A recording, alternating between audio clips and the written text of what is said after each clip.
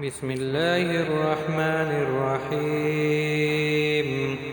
والمرسلات عرفا فالعاصفات عصفا والناشرات نشرا فالفارقات فرقا فالملقيات ذكرا عذرا أو نذرا إنما توعدون لواقع فإذا النجوم طمست وإذا السماء فرجت وإذا الجبال نسفت وإذا الرسل أقتت لأي يوم أجلت ليوم الفصل وما أدراك ما يوم الفصل ويل يومئذ للمكذبين ألم نهلك الأولين ثم نتبعهم الآخرين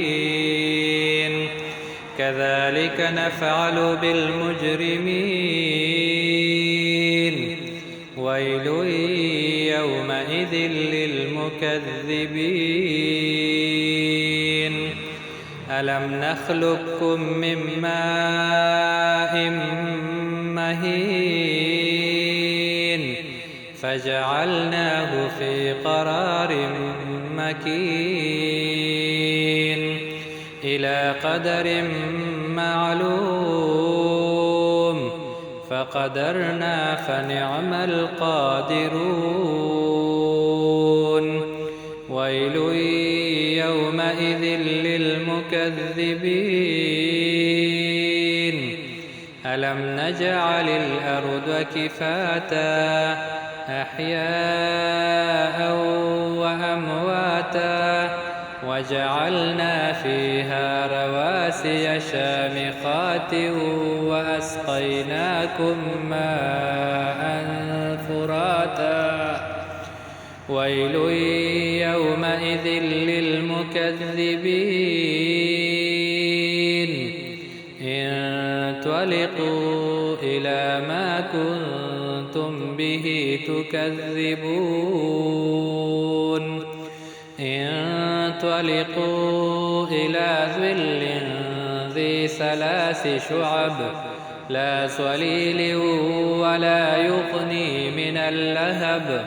إنها ترمي بشرر كالقصر كأنه جمالة صفر ويل يومئذ للمكذبين هذا يوم لا ينطقون ولا يؤذن لهم فيعتذرون ويل يومئذ للمكذبين هذا يوم الفصل جمعناكم والأولين فإن كان لكم كيد فكيدون ويل يومئذ للمكذبين إن المتقين في ظلال وعيون وفواكه مما يشتهون كلوا واشربوا هنيئا بما كنتم تعملون إنا كذلك نجزي المحسنين ويل يومئذ للمكذبين كلوا وتمتعوا قليلا إنكم مجرمون ويل يومئذ للمكذبين وإذا قيل لهم اركعوا لا يركعون ويل